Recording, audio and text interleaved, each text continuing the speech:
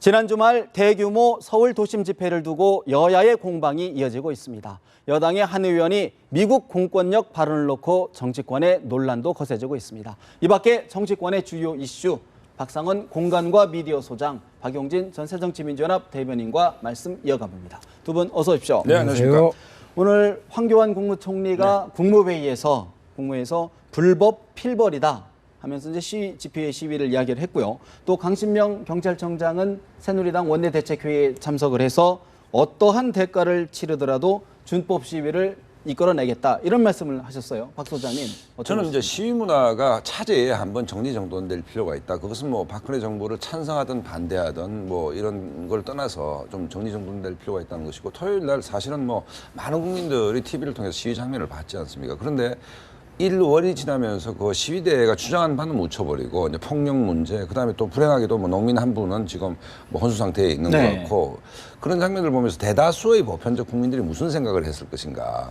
그 메시지는 온데간데 없고 이제 폭력성 문제, 그다음에 그 농민의 내세 상태 가지고 또 여야의 정치 공방으로 이어지는데, 자유민주주의 국가에서 시위 자유가 있죠. 또 무슨 얘기든지 할 수 있습니다. 할 수 있는데 그것이 굳이 막 우리가 폴리스라인 미국의 예를 들지 않더라도 다른 시민은 나의 주장이 다른 시민한테 해가 되는 것도 안 되는 거 아니겠습니까? 그렇다고 본다면 차제에 뭐 우리 여의도의 정치가 사라진 지는 오래되지만 정말 대한민국에서 우리가 뭐 민주노총 얘기도 하죠. 민주노총이 노동법 개정 반대할 때 OECD 가입국 중에 노동시간이 어떻습니다, 이런 얘기를 많이 하지 않습니까? 그러면 최소한 OECD 수준에 부끄럽지 않을 정도의 시위 문화를 좀 자리매김할 때가 됐다. 또 하나는 뭐냐면 기본적으로 뭐 야권도 이 문제에 대해서 옛날 통합진보당 그러니까 NL 문제, 이석기 문제가 있을 때도 뭐 숙주라는 비판까지 받았지만 엄격하게 우리가 이 문제에 대해서 선을 좀 그어줄 필요가 있다. 이 문제는 우리하고 다르다는 문제. 그렇게 해야지만이 이게 되는 것이지, 기본적으로 저런 장면들이 우리가 막 7, 80대로 역사가 후퇴한 것도 아니고, 그러니까 어찌됐든 시위 문화가 좀 정리정돈될 수 있게끔 여야가 좀 이렇게 정치 공방할 게 아니고 뭔가 좀 국민적 컨센서스를 마련하는데 정치권이 좀 나서서 앞으로 저런 장면들을 국민들이 좀 안 봤으면 좋겠다, 이런 생각이 듭니다. 사실 지금 이제 시위 문화 자체를 좀 바꿔야 된다 이런 말씀을 하셨는데, 또 새누리당 이완영 의원 같은 경우에는 뭐 미국의 예를 들면서 무슨 뭐 말실수이기는 하겠지만 굉장히 격한 말씀을 좀 쏟아내고 있다는 말씀이죠. 국회의원으로서는 적절치도 않고요. 약간은 뭐 정신 나간 거 아니냐라고 얘기를 해도 할 말 없을 만큼의 실언을 하신 것 같아요. 실언이라면 그게 아니라 자신의 정치적 철학이다 그러면 이제 큰일 낼 뿐이신 것 같고요. 그건 적절치 않다, 이거 한마디로 이제 끝내면 될 것 같고요. 저는 그렇습니다. 그러니까 우리 집회 시위가 우리 근대 헌법 체계에 가장 중요한 집회 시위 결사 표현의 자유가 있습니다. 이거는 근대로 넘어오면서 가장 중요한 어떤 시민의 권리이죠. 근데 이제 이 부분과 관련해서 저는 집회 참여자들의 폭력 도 용납돼서는 안 된다고 생각합니다. 이제 마찬가지로 더 엄하게 공권력에 의한 폭력도 역시 용납돼서는 안 되는데, 이번에 이제 불행하게도 어쨌든 그 농민 시위 참여자 한 분이 경찰이 그러니까 수칙에서도 금지하고 있는 뭐 직사를 통한 엄청난 수압의 그 살수차를 이제 뭐 발사함으로써 이런 불행한 사태가 벌어졌거든요. 이와 관련해서 경찰이 책임 없다, 우리 책임 아니다. 그리고 심지어는 충분히 그런 뭐 불법 시위에 참여했기 때문에 본인 책임이다라는 식으로 얘기하는 것들에 대해서는 저는 이것도 대한민국의 2015년에 어울리지 않는 공권력의 태도다라고 생각을 해요. 이 부분에 대한 책임 추궁은 반드시 전 야당이 책임 있게 해야 됩니다. 그러나 앞부분 제가 얘기했던 거예요. 집회 시위자들의 폭력도 용납해서는 안 된다. 저는 다른 것보다도 아까 우리 박 소장님 말씀하셨습니다만 민주노총이 차벽을 넘으려고 그날 집회를 한 건 아닐 거 아니에요. 그리고 그날 10만 명 모여있는 우리 시위 참여자들이 경찰 폴리스라인을 무너뜨리기 위해서 시위 참여하신 건 아닐 거라고 봅니다. 현 정부가 잘못하고 있는 거 많습니다. 심지어 여당 지지자들도 내가 왜 저런 분을 대통령으로 뽑았지? 하는 분들도 점점 많아지고 있습니다. 그런데 그럼 대통령의 불통, 정부 여당의 잘못된 정책에 대한 신랄한 비판까지를 통해서 국민적인 어떤 그 소통을 오히려 시위대가 열어나가고, 그래서 10만 명이 모였는데 쓰레기 한 점 없는 집회였더라. 이렇게 됐더라면 오히려 정부가 간담이 서늘하지 않았을 거라는 생각을 해요. 그런 면에서는 집회를 주도했던 민주노총이나 전농 등에게 아쉽다. 제가 볼 때는 좀 아쉬운 면이 있습니다만, 야당으로서는 아까 말씀드린 것처럼 그러한 집회의 폭력성에 대해서도 지적을 하겠습니다만, 어쨌든 이걸 진압하는 과정에서 해산하는 과정에서의 경찰이 보여준 이런 그 준칙을 어긴 부분, 그다음 폭력적인 행위에 대해서도 야당으로서는 동시에 물을 수밖에 네. 없다. 그러니까 우리가 그 기업을 하면 상품이 소비자 입맛에 맞아야 되는 거 아닙니까? 내 네. 혼자만 좋았으면 그 회사가 망하는 것이죠. 예를 들어서 그 이종걸 원내대표가 국정화 반대할 때 피아노를 쳤습니다. 굉장히 뉴스가 됐지 않습니까? 그러니까 대부분의 이른바 이제 뭐 진영이 있다라고 본다면 중도적 시민들이 갈구하는 것은 촛불 집회란 좋은 전통도 있지 않습니까? 예. 촛불 하나를 켜서 내 마음을 담는다는. 그다음에 이종걸 원내대표 국정화를 반대한다. 뭐 찬성하는 분도 있고 반대하는 분도 있겠지만 피아노를 쳐서 옛날 그 뭐 학생운동 민주운동 시절에 곡들을 연주하면서 공감대를 만들어간다. 방법이 여러 가지가 있는데 굳이 오늘 야당 논평 보면 100골단이 떠오른다. 80년대 어느 지점에 딱 머물러서 그걸 이미지를 만들려고 했을 때 국민적 공감이 과연 있겠냐의 문제 네. 하나하고, 그다음에 이 문제 시민문화의 건전성, 그러니까 시민문화가 좀 더 시민들의 공감 속에서 일어나려면 야권의 역할이 굉장히 중요하다고 저는 생각하는데, 기본적으로 당연히 정치권에서 야권에서 경찰이 매뉴얼을 지키면서 물대포를 쐈는지 안 쐈는지 따져야죠. 따져야 되지만 희한하게도 앞단 부분에서 오늘 박용진 대변인께서 말씀하셨던 저 정도만 언급을 하더라도 정말 민주 시민들이 민주적 그 어떤 그 기본 규칙에 의해서 시위를 합시다라는 그 뭐 질책까지는 아니더라도 예. 권고 정도만 나오더라도 시위 문화가 좀 나아지지 않겠나. 어쨌든 이 문제는 네. 진보 보수의 문제도 아니고 좌우의 문제도 아니고 정말 그 시위 문화는 시민사회의 문제다. 전체적으로 한국 사회의 수준을 반영하는 것이기 때문에 좀 정리정돈이 필요하다고 봅니다. 근데 사실 이게 지금 한 집회를 놓고도 주최 측에서는 불법 폭력을 유도했다. 그런 바가 있다라고 이야기를 하고, 또 정부 측에서는 이미 불법 폭력을 하려고 했던 것 아니냐. 서로 신뢰관계가 지금 형성이 안 되는 것 같아요. 이 부분 어떻게 풀어가야 될까요? 저는요, 기본적으로 저 시위에 참여하신 노동자와 농민들이 갖는 이 사회 구조적 폭력에 대해서 그 허탈함과 분노에 대해서 일단 이해를 하고 있어요. 20년, 30년 얼마나 열심히 일했습니까? 열심히 일한 죄밖에 없어요. 그런데 어느 날 자기 월급을 깎겠다고 정부가 나서요. 어느 날 자기 퇴직금이 날아가는 그런 제도를 도입하겠다고 그래요. 열심히 자식처럼 키워서 농작물을 만들어냈는데 쌀값 폭락해요. 한중 FTA를 통해서 대기업들의 이익은 보존해주겠다고 그러는, 이익은 지켜주겠다는 정부가 농민의 이익에 대해서는 무관심합니다. 얼마나 분노를 갖겠습니까? 사회 구조적인 폭력이 자신을 엄습해오고 있죠. 예. 그 부분에 대해서 저는 이해해야 된다고 봅니다. 그렇기 때문에 이러한 사회적 갈등과 분노에 대해서 정치권이 해결했어야 될 게 되게 많거든요. 근데 사실 여당, 야당 할 것 없이 다 문제가 있죠. 전 뭐 충분히 그 부분에 대해서 죄송하게 생각합니다. 근데 여당이 지금 하고 있는 태도, 저 사람들 전문 시위꾼이야. 저 사람들 다 잡아들여야 돼. 이런 태도로 가면 안 된다고 봐요. 농민과 노동자들이 갖고 있는, 우리 시민들이 갖고 있는 분노, 구조적인 어떤 폭력성에 대해서 정부 여당도 귀 기울여야죠. 그러나 네. 저는 이제 말씀드리고 싶은 게 뭐냐면, 야당에게 좀 계속 아쉬워서 얘기하시니까, 저 같은 경우도 3번이나 감옥 갔다 왔습니다. 네, 집회 시위 관련해서요. 네. 그러니까 저 사람은 그런 걸 몰라서 그럴 거다 얘기 안 하셨으면 좋겠고, 보시는 분들 중에서. 그런데 제가 한참 총학생회장일 때 김대중 대통령이 그 당시 야당 대표일 때 했던 얘기, 총재일 때 했던 얘기, 되게 서운하게 들린 적이 많죠. 저 기회주의자 이런 생각도 한 적이 있습니다. 뭐라고 그랬냐? 제가 했던 얘기를 똑같이 했어요. 경찰의 폭력도 용납하지 않겠다. 하지만 집회 시위 과정에서의 폭력도 우리 국민들은 용납하지 않을 것이다라고 그런 적이 있거든요. 저는 야당은 그렇게 가야 된다. 그리고 집회를 주도하시는 분들께 다시 말씀드리는데, 우리 사회에 한 획을 걸었던 노동자들의 총파업 무려 4개월이나 진행됐습니다. 96년, 97년 국민들에게 박수 받고 총파업이 진행됐어요.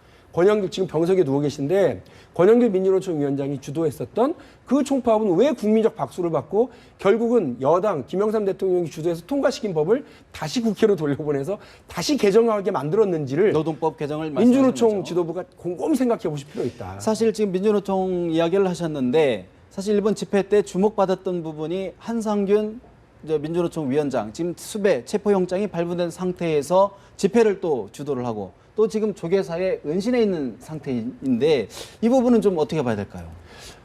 한상균이라는 사람 개인적으로는 모릅니다만, 지금 대한민국에서 가장 외로운 사나이 중에 하나라고 생각을 합니다.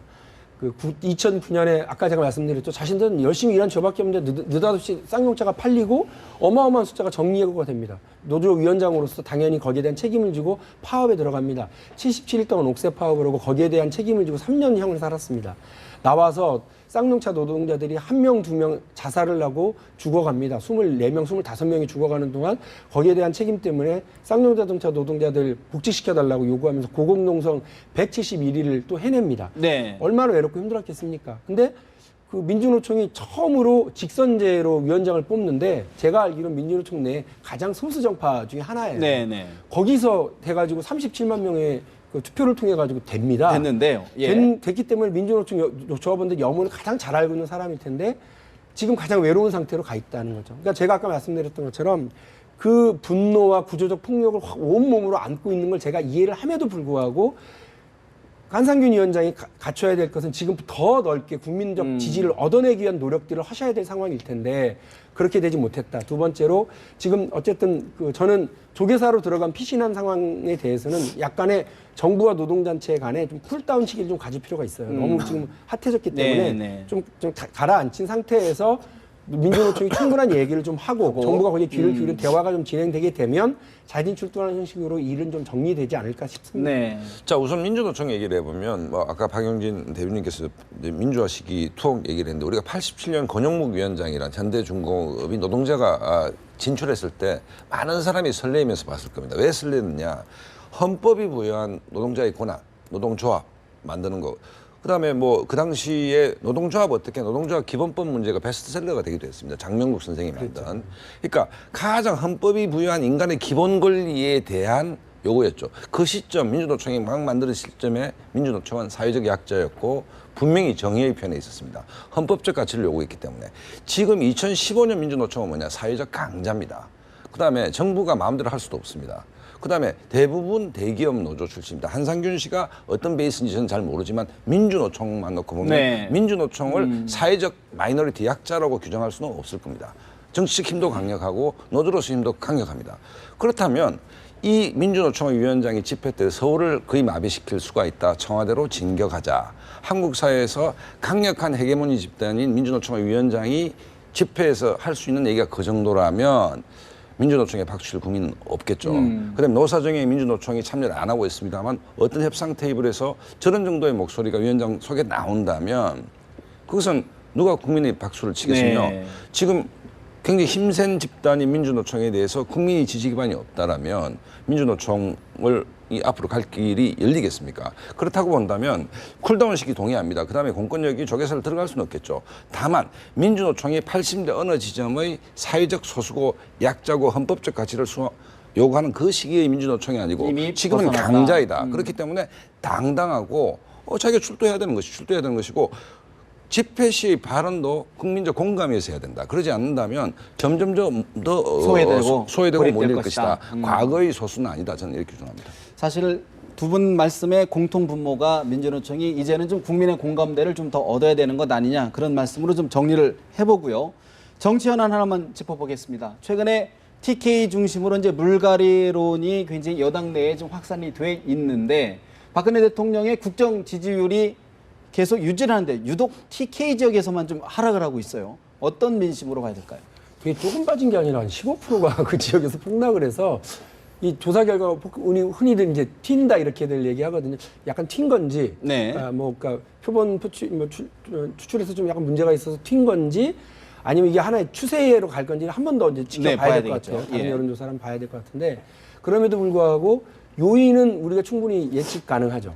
그러니까 지난번 이른바 상가 조문 정치라고 우리가 얘기했었는데 세상에 모르는 사이도 아니고 부친상에 그렇게 또 가까웠던 사이에 부친상에 조화도 네. 하나 보내지 않고 문상 갔던 사람들 이름 적었다더라는 소문이 파다했었던 것 때문에 TK 지역의 민심이 오히려 약간 대통령에게 실망했을 수는 있겠다는 추측이 있을 수 있고요. 또 하나가 지나치게 대통령은 사랑하나 대통령 주변이 날뛰는 모습으로 보이는 거. 요것도 다르게 보거든요. 호가호위하는 그럼요. 모습. 뭐 너도 나도 할 거 없이 대통령을 위해서라면 야당이 그 진을 치고 있는 데 가서 땅을 뺏어 와야 되는데 거기는 안 가고 오히려 그 안방으로 들어가서 안방 내놔라는 식으로 가버리니까 그 이른바 대구 경북의 민심이 약간은 그 주변에 호가호위하는 사람들, 대통령 이름 팔아서 정치하려고 하는 자칭 측근들에 대해서 민심이 좀 돌아섰을 수도 있겠다는 생각은 추측해 볼 수 있죠. 국회의원은 뭐 물론 정치공학적으로 여러 가지 계산을 안 하는 사람이 없겠지만 기본적으로 자기 깃발을 가야 되는데 TK 지역 뭐 대한민국 국민 아닙니까? 네. 어쨌든 19대 지금 현역 의원들은 뭐 친유승민계라고 하지만 사실은 그 친박 핵심들이 공천 다 한 사람들 아닙니까? 이 사람들이 배신의 정치를 했다 치고 국민들께 심판해 주셔야 된다. 뭐 대구 시민이 심판하면 되는 것이죠. 그런데 아까 허가호의 말씀을 하셨는데 아니 뭐 오픈 프라이머리든 민심이 반영되는 경선을 해서 대통령 지지도가 높지만 그분들이 당협위원장이 되고 공천을 받아서 국회의원 되는 거야 뭘 하겠습니까? 근데 그렇죠.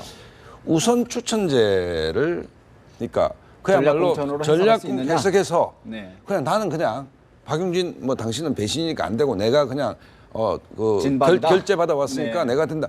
이 문제는 대구 시민의 자존심과도 관련이 있다. 이 문제는 아니다. 그러니까 그게 호가호의 저는 뭐 동의합니다. 그러니까 최소한 자기의 실력을 가지고 자기의 국정 철학을 가지고 돌파할 생각. 그러니까 돌파라는 뜻은 뭐냐면 총론적으로 말하면 여건이 불리한 지역에서 대통령에게 진짜 충성을 하려면 싸워서 이기는 게 맞죠. 그런데 뭐 대구 가는 걸 나무랄 수는 없습니다. 간다면 역으로 이렇게 얘기해야 돼요. 당 지도부에다가 정말 오픈 프라이머리 시켜달라. 주민의 뜻을 물어보겠다. 그래서 유승민을 꼽고 기존 의원들을 꼽는다면 반발할 여지가 없지 않겠습니까? 근데 우선 추천제가 전략공천으로 해석할 수 있기 때문에 대통령 지지가 높은 TK 지역에서 내가 돼야 됩니다. 이건 정치적 꼼수에 가깝죠, 사실은. 그런 의미에서 사실은 이제 그 유승민 의원과 이재만 전 대구 동구청장과의 이제 그 매치가 빅 매치가 좀 관심이 되는데 어떻게 작용할 거로 보십니까?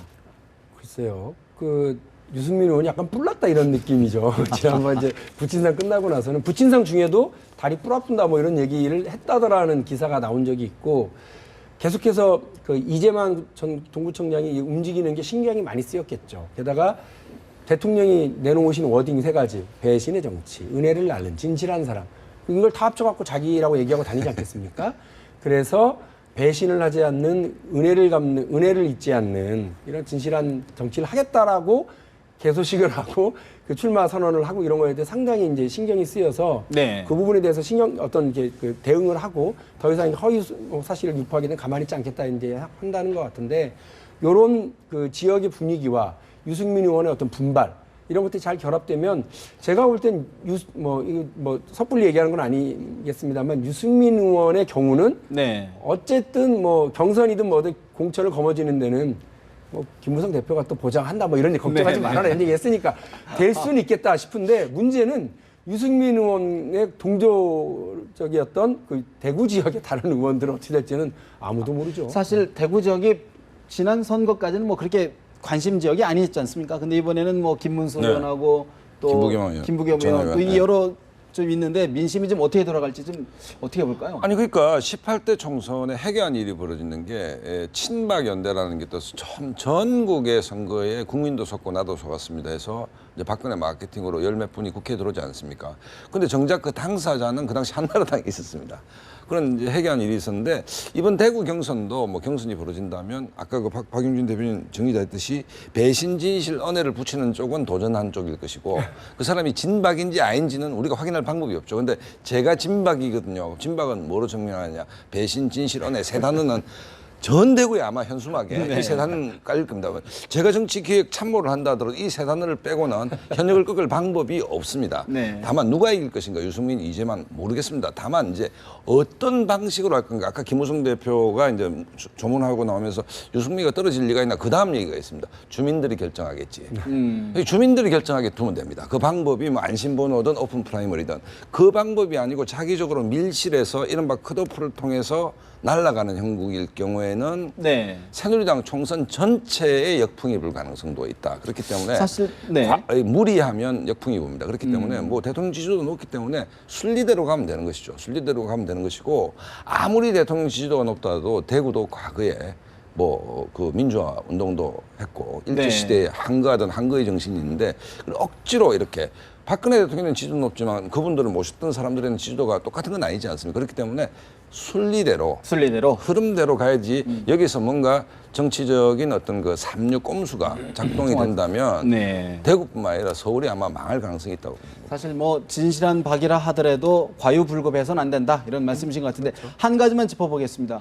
문재인 대표 관련해서 오늘 여론조사가 나왔는데 좀 굉장히 재밌어요. 예. 결과가 문재인 대표만으로는 총선과 대선 어렵다. 예. 거기에는 동조하는데 사실 교체하자니 교체는 안 된다. 이런 여론조사인데 어떻게 읽어야 됩니까? 그렇게 뽑았더라고요, 제목을. 예, 문만으로도 안 되고 문 없이도 안 된다. 안 된다. 아, 이 얘기죠. 근데 이게 사실은 비주류가 계속 그 노래를 부르던 그 내용이 여론조사, 그러니까 중앙일보가 오늘 네. 아침 보도한 건데 중앙일보 자체 여론조사에서 다시 확인이 된 거예요. 문재인 체제로 총선 대선 이기냐? 60%가 아니오로 대답을 한 걸로 알고 있고요. 그러나 문재인 사퇴할까요? 또 아니오가 한 56%나 네. 됩니다. 그런 상황을 이제 보게 되면 지난번에 한국갤럽에서는 계속해서 문 대표가 호남 지역에서 그 이제 버림받는 네, 그런 네, 추세예요. 그 두 번 연속 김무성 대표보다도 낮게 나왔으니까. 그런데 또 다른 리얼미터 여론조사를 보면 예. 거기에서 또 4천 명을 대상으로 그 지역 전남 지역을 했는데 거기에서는 또 문재인 대표의 지지율이 박원순 다음으로 그렇죠. 높습니다. 21%를 유지하고 있는데 따라서 이 호남 지역의 이 민심은 정확하게 지금 오늘 중앙일보가 짚어낸 것처럼 호남 네. 지역의 민심과 야당 지지층의 민심은 정확하게 그렇게 보여집니다. 그러면 문 대표가 나갈 길은 사실은 뻔한 겁니다. 나 혼자서 안 되니까 누군가랑 같이 해야 되는데 그 누구냐? 선택할 수 있다면 이렇게 선택하고 싶은 것 같습니다. 안철수, 박원순. 다시 말해서 정치적인 신인이지만 공통점이 있죠. 국민들이 불러올린 대선 주자들이라는 겁니다. 요 카드 말고 또 다른 카드가 하나 있습니다. 모두가 이분들이 또 원해요. 네. 여기 그러니까 요 문안박 카드는 안철수 전 대표가 별로 원하지 않는 네, 그림인데 네.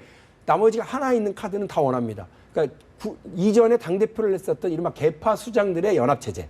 이것을 통합 선대위라 부르든 조기 선대위라 부르든 간에 그분들이 다시 돌아오는 이런 구조를 하는데 문 대표 측근들은 지금 얘기하는 게 네. 후자는 안 갈란다. 그건 나눠먹기 아니냐. 나눠먹더라도 이렇게 문안박, 셋이서 같이 그림을 그리는 게 훨씬 국민적 박수를 받을 거다라고 하는데 오늘 여론조사에서 그 체제가 가장 선호되는 체제로 그렇죠. 짚혔죠. 지금 좀 전에 이제 문안박 이른바 희망 스크럼 예. 얘기를 하고 있는데 여론조사에서 보니까 그게 첫 번째가 됐고 이게 지금 저희가 준비한 패널인데 네. 사실은 세 가지가 나왔습니다. 보니까 내년 총선에서 보니까 문안박 하나 또 통합선대위 네, 아까 제가 얘기했습니다. 네, 전당대회 이 세 가지가 다 나왔단 말이죠.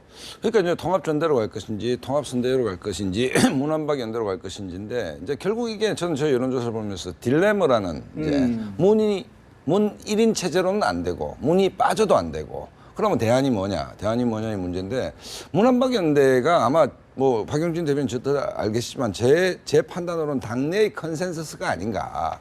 여기서 이제 문제는 과연 호남을 이 세 체제가 견인해낼 수 있을 것인가의 문제가 하나 있고 또 하나는 뭐냐면 그래서 세 사람이 나누자는 얘기냐. 그럼 앞에 혁신 뭐 얘기를 했는데 결국 돌고 돌아서 대권 후보 3명이 앉아서 심지어 얘기하는 박원순 시장은 다음 총선에 개입을 못하니까 뭐 딴 측근이 그 테이블에 대신 들어간다는 얘기. 그랬을 때 소비자인 국민은 어떻게 볼 것인가. 당신들 그렇게 요란하게 했는데 감동이 있느냐? 결국 나누자는 얘기냐. 그러니까 앞에 또 뭐가 빠졌거든요. 사실은 기득권 세력들의 새누리당보다 더 강도 높은 자기 희생이 전제가 돼야 됩니다. 그건 지금 빠져 있습니다. 앞으로 어떻게 될지 모르지만. 그렇기 때문에 야권이 여러 가지로 어렵다. 저 조사에 또 재밌는 게 하나 있는 게 문재인 대표 내년 총선에 어떻게 해야 되냐 했을 때 출마하지 말고 지원해야 된다. 서울 나가야 된다. 부산 나가야 된다가 거의 비슷비슷합니다. 그게 지지층 입장에서도 모르겠다는 얘기거든요. 그만큼 야권이 전열을 정비해서 새누리당과 라인업을 하기 위해서는 여러 가지 고비가 있는데 제가 그냥 말씀드리고 싶은 것은 격렬한 새누리당보다 현역 기득권 세력들의 자기 희생의 폭과 깊이가 훨씬 커야지 이 모든 것이 만들어지는 활용점정이 되는 것이지 예. 그것이 다 빠진 상태에서 어떤 그림을 그리더라도 눈 없는 용이 될 가능성이 있다. 그렇기 때문에 기본적으로 86그룹이나 다선 중진그룹이나 구체적으로 뭐 특정한 사람보다는 호남 기득권, 86 기득권, 이 기득권 세력들이 과감히 자기를 내려놓는 이 정치적 퍼포먼스를 새누리당보다 압도하지 않는 이상 어떤 네. 설계도도 굉장히 그 설계도를 가지고 새누리당과 싸우기는 좀 버거울 거다 이런 생각이 듭니다. 결국은 국민의 눈높이에 얼만큼 부응하느냐가 해결책 답이지 않겠느냐는 말씀으로 정리를 해봐야 될 것 같습니다. 두 분 말씀 고맙습니다.